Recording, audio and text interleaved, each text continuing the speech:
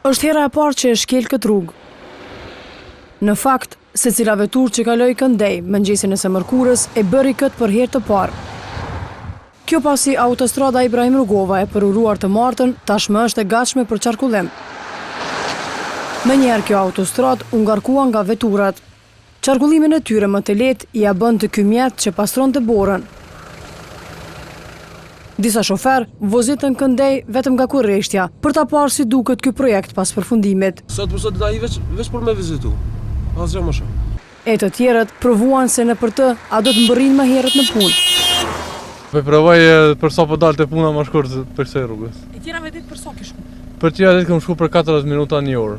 Por shoferët nuk e patën luksin t'i ngasin makinat aq sa deshtën. Autostrada Ibrahim Rugova e nisur të ndërtohet me 12 prill 2010, përfundoi me 26 nëntor.